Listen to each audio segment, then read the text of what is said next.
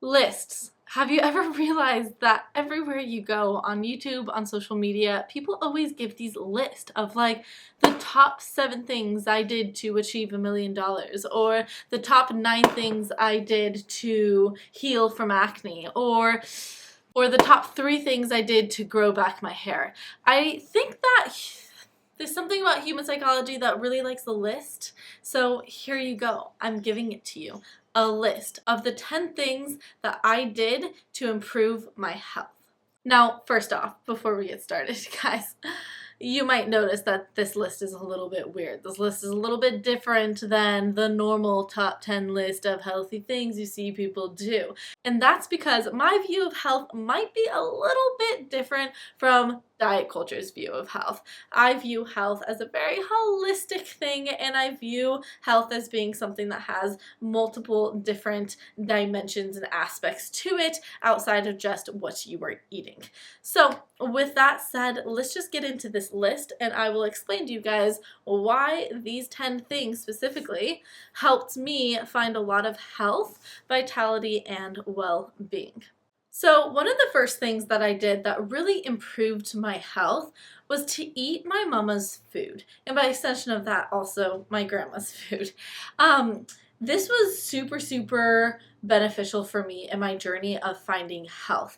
Being able to just open up and receive the food that my mother wanted to make me, and to just receive all the love that she put in that food. There's something really magical that happens when someone makes you food. They can put their love in it. So in essence, that food becomes a physical representation of love, and then you ingest it. You are ingesting love. Like, how amazing is that, and how health promoting is that? Simply eating food that someone made out of love. And my mom loves me, and she loves to cook for me, and she loves to nourish me. And so by eating her food, I in effect became way healthier. Back in the days when I had really poor health, I was always rejecting food, specifically the food that my mother would make. I never wanted to eat her food because she cooked with oil and she added butter to everything, and she would heavily salt everything, and she would add little like croutons to the salad and do stuff like that, and do all these things that I just was really fearful of at that time. And so again, learning how to just open up and to receive my mama's food with gratitude, and to just be a part of the family at nighttime meals, there was just something in my health that radically improved. Can't quite put my finger on it. Don't know if there is a scientific article that I can share with you guys to prove it, but I swear, eating food that someone else makes you is a really healthy thing to say yes to. Now, the second thing that really radically improved my health was choosing social events over the gym. I used to say no to going out and doing certain things with friends because I had a specific routine that I had to get done at the gym. And if anything blocked that or got in the way of it, well, that thing was out and the gym was in. What this ended up doing for me was made me socially isolate. It also made me say no to a lot of really fun opportunities that would have really ameliorated my life and really like brought a lot of happiness to my life. So I missed out on a lot of connections, because when you do things with people, that's when you connect to people. So then everyone would be like at home making all these inside jokes, and I'd be sitting there going like, I don't get any of this. Yeah, well, it's because I was busy lifting 20 pounds over my head instead of just going to the concert and having fun. So one of the best things that I did for my health was starting to say yes to all of these social activities, even if it got in the way of the gym. And that was a super healthy thing for me to learn, that, well, gym time, you know, when you are healthy and nourished, can be something that can be great and beneficial to you. If it is something that you are doing while you are malnourished and you are consistently kind of wrecking your life and saying no to all these things and ruining relationships over, then the gym is just not going to be healthy. So again, the healthier thing that I could have done was to completely step away from the gym for a time. But now that I have added back in exercise and can do it in a healthy way, I am just very flexible and open with when I exercise. And if I can't exercise that day because there's a lot of social activities going on, you better bet that I'm choosing the social activities, because I see that as something that is really beneficial for my health. Now, the third thing that I did to really improve my health was staying out late at night with all of my friends and just dancing and goofing off and having fun. There are so many nights where I've gotten home at 2, 3 a.m. and while previous me would have been like, oh, that's so unhealthy, you can't do this, you have to go to bed by 9 because you need exactly 8 hours of sleep. You know what? I see this dancing late at night, being a young single adult, having fun as literally one of the healthiest things that I can do. Of course, I'm not advocating for going to bed at 3 a.m. every single night, but what I'm trying to allude here too is that being very rigid and strict with your routine, specifically your sleep routine, can just get in the way of you just like letting loose and having fun. And again, letting loose and having fun is kind of a healthy thing that I think we don't talk about enough. And so having these moments again where I was creating memories and I was just letting loose and having fun and just enjoying this world, even if it was at 2 a.m. or 3 a.m., those are memories and events that I feel like really just impacted my well-being. It impacted my mood. It helped me feel connected to friends, and it was just a fun thing to start doing versus going to bed at 9 o'clock every single night for the sake of quote unquote health. So again, the healthy thing I did was I learned to be really lenient with my sleep schedule and to just have fun when life is calling you to have fun. Now, the fourth thing I did to radically improve my health was I started my mornings off eating a nourishing breakfast. I know, you guys, all this stuff is like so backwards compared to what like diet culture tells you, right? It tells you to intermittent fast, to not eat breakfast, or to have just black coffee. And you know what? The best thing that I did for my health was to wake up and within 30 minutes actually eat something of substance like eggs and bacon, toast, yogurt with fruit and granola, or having pancakes or French toast, or I will do like salmon and rice. Like I'm kind of weird for my breakfast. So anyways, whatever it is, I started implementing breakfast every single day instead of just getting straight into my day, and it just radically improved my health in so many ways. I felt grounded, I felt nourished, I felt like I could think all day, and desire to eat the whole bag of chips at night and feel really like anxious and obsessed and frantic around dinner time kind of went away because I would go to dinner in a more nourished state and not like in a I haven't eaten since really last night's dinner and I'm just sitting here shaking. I'm able just to enjoy my nighttime meals now because I'm walking into them really calm, and I don't ever get that feeling of like, let me just eat the whole loaf of bread because, well, I'm well nourished because I had breakfast. So it helped me get out of that binge restrict cycle that I was in. Maybe you're in it right now. It's really difficult. It's really hard. It really sucks and it really impacts your life. And so the best thing that I did was to stop that cycle. And the best thing that I could have ever done to stop that cycle was to eat breakfast in the morning. Can we take a moment to please pause and talk about the Get Your Flow On course? Specifically to talk about the Get Your Flow On course community, which has honestly just been fire. It has been so amazing. These girls are making radical shifts so quick because they are supported and they are given the tools that they need for the recovery. Look at what Sophia said. She said, guess what, my sisters? I had brownies for the first time in years last night with a bunch of friends, and we were all having so much fun, and I even went back for thirds on the brownies because they were just so dang good. I didn't even feel guilty, and I still don't. I deserve pleasure, we all do. It's so sad and silly how we deprive ourselves of joy when ironically that's all we crave. Sending love and strength to all you, wishing you peace and abundance in mind, body, and soul. And then we have another student who wrote, everyone, this community is fire. I don't think I'd be on route to recovery without you all. That's all I have to say.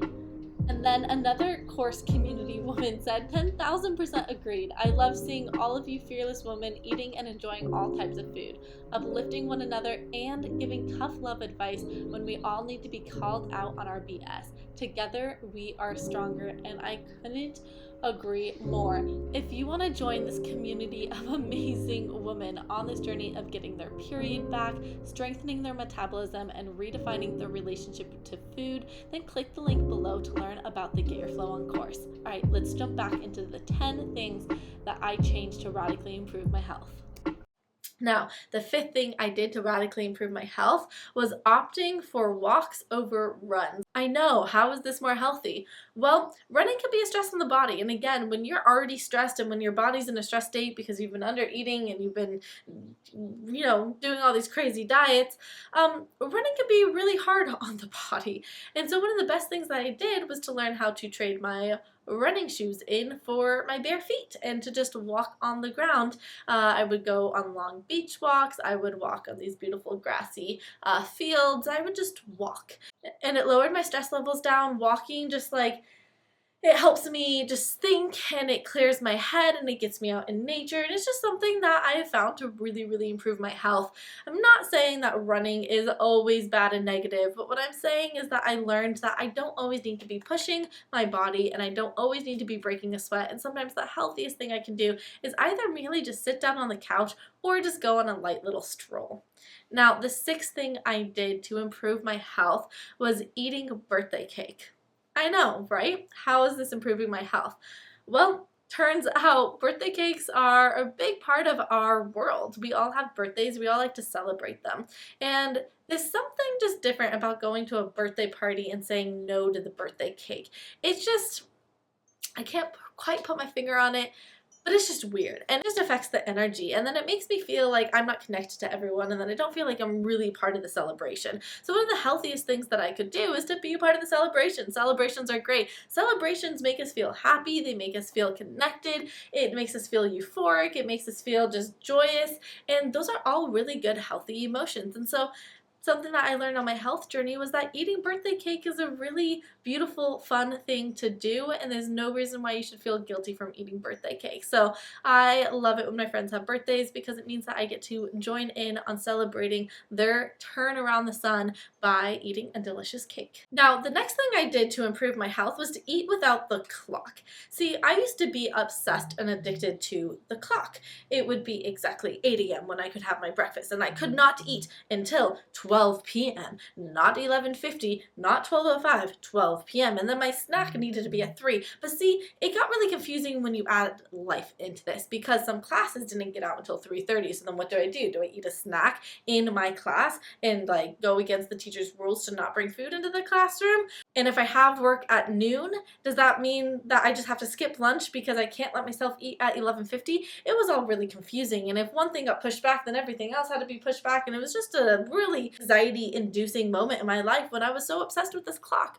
So now what I do is I just wake up and I eat. Is it in 15 minutes? Is it in 10 minutes? Is it in 20? I don't know. I just wake up and I know I'm having breakfast. And then from there, I just go with it. I don't look at the clock. I eat when I'm hungry. And it's just so freeing because now I don't have to be tied to this schedule or tied to this clock that says when I can or when I cannot eat. And so it's really great because it also allows just a lot of flexibility in my life with my clients, with my friends, with my family, and it feels good to feel free and to know that like when my body's hungry, I can just feed it. Like there's something that just feels really good about that, and my body just really loves knowing that, hey, the second we run out of energy, my person is totally okay just giving me more energy so I don't need to panic and freak out. So that was one of the best things that I did. It also just helped me be a lot more intuitive with my food, and it helped me get out of that religiosity and that rigidity with food, which again was just a really unhealthy thing for me. So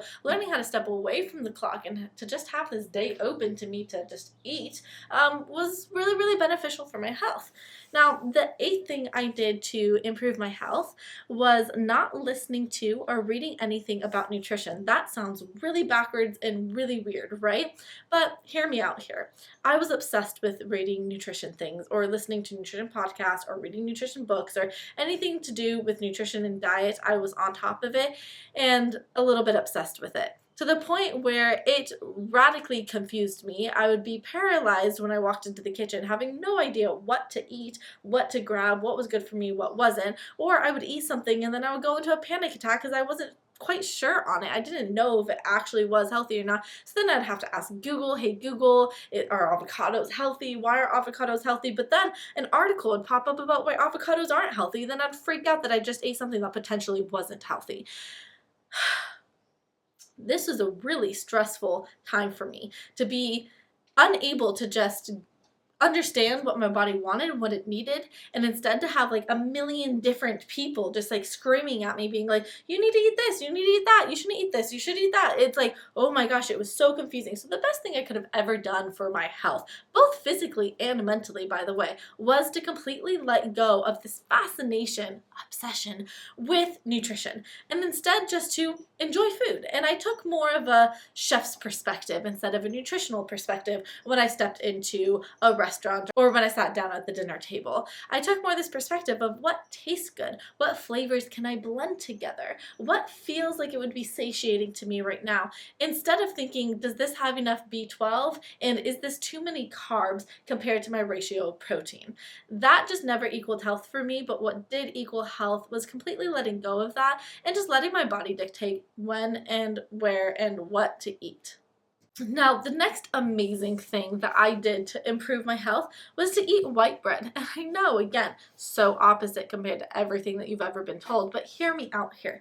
So, one, I used to be gluten-free. I told myself that I was allergic to gluten, and I would buy all these really fancy, expensive gluten-free breads that quite honestly tasted like cardboard and just were super heavy and would just make my stomach bloat like crazy. And then when I started eating wheat again, I started eating only like whole grain, Ezekiel, sprouted wheat type of things.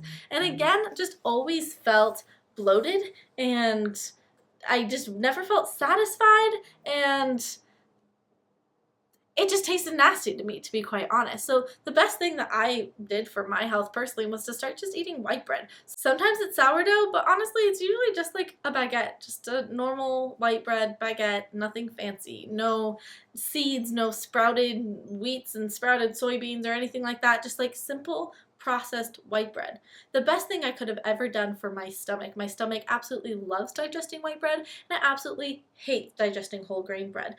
Even though, nutritionally speaking, if you look at it, everyone's like, oh my gosh, whole grain bread is better. And I'm like, yeah, not necessarily. It's kind of really hard to digest. And sometimes you just need something that is like easy to digest, that you can spread something that has a lot of nutrition on it if that's what you're worried about. So I eat my white bread with pate spread on it, or I eat my white bread with butter on it, or olive oil, or avocado, or eggs, or anything that has nutrition. And so I don't care that my white bread has a little bit less nutrition, because my body just digests it better. This was also just really freeing for me because my family is French and we eat a lot of bread, and we don't eat a lot of whole grain bread, we just eat a lot of white bread. And again, it's like I kept on saying no to all these foods and everything because it's like, oh, it's puff pastry, can't do white bread. Oh, I can't do the quiche because you use like a crust on it, or oh, I can't eat the French toast because you made it with this white bread. And it just, that never equated to health. Again, it just never equated to health for me. But what did equate to health was literally just eating everything, including white bread. But white bread in particular is just something that I found over the years that my body actually really, really loves. So I unlearned everything about nutrition, and I relearned what my body had to say about the foods that I was eating. And guess what? I've just been listening to that, and my health has really skyrocketed over the years. Now, the last thing that I did to really, really improve my health, and this one actually helped a lot, and that was eating right before bed. Every single night during my recovery specifically, I would make sure that I had a good substantial bedtime snack. Not just like a piece of fruit, not even just like a piece of chocolate, although chocolate usually got in there. But I'm saying I would actually have like a good, decent bedtime snack. And now I know the world tells you, oh my gosh, you shouldn't eat past 7 p.m. or you should like, try and eat your smallest meal towards nighttime. But to be honest, my body needs a lot of fuel to sleep. And so the best thing that I did for my health was to actually start fueling my sleep by making sure that I had a bedtime snack. There's also something just really like satiating and nourishing and just like comforting about sitting in bed with like a nice glass of warm milk with some honey in there, dipping some marshmallows in there, eating some chocolate, maybe having a banana too with it, or some toast or crumpets and dipping that in the milk or whatever it is, or having cheesecake or having chocolate mousse or having ice cream.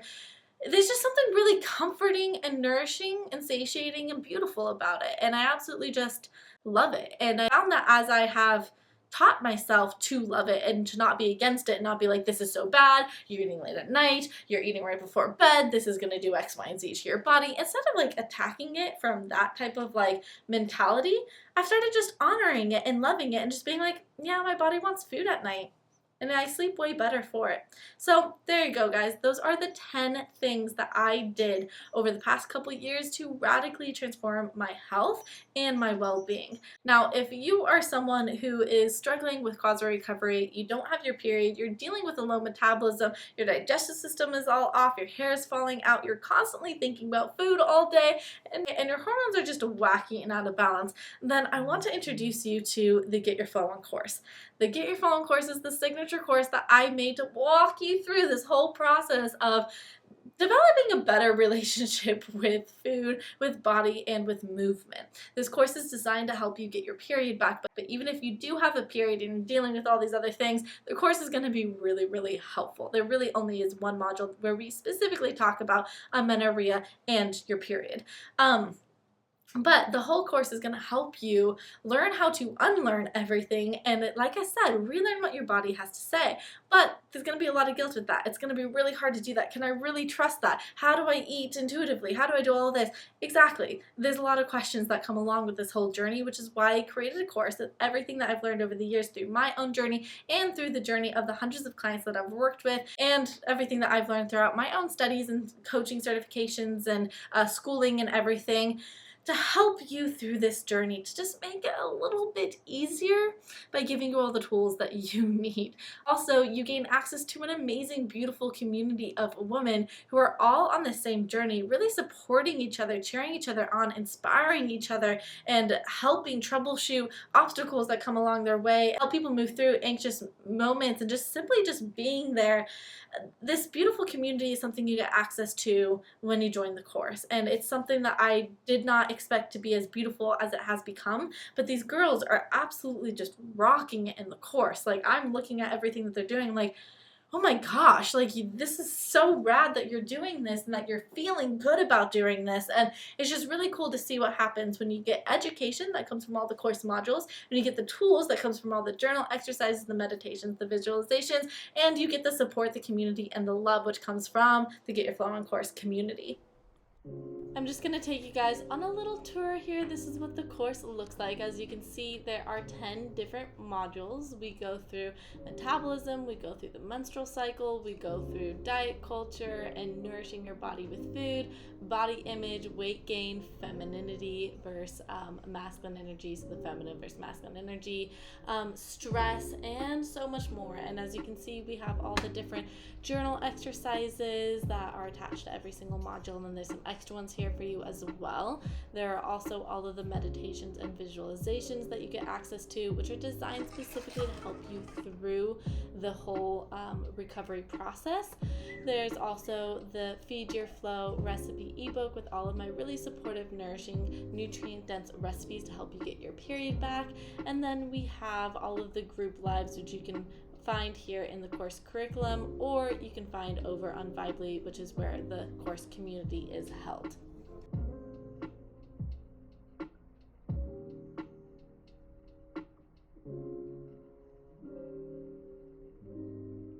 And it's just amazing to see what happens when that happens and how people can really actually start taking steps forward into the person that they want to be. So if you are ready to actually make a big difference in your recovery here and actually reach full recovery, come over, say hi to me in the course community, join the course, start your education today. You can click the link below to learn more about it. You can also click the other link below to schedule a free, just little 15-minute call with me to discuss if the course is right for you. That's all I have to say today, guys. Thank you for watching this video. Please make sure that you like it and you subscribe, and I'll see you in the next one.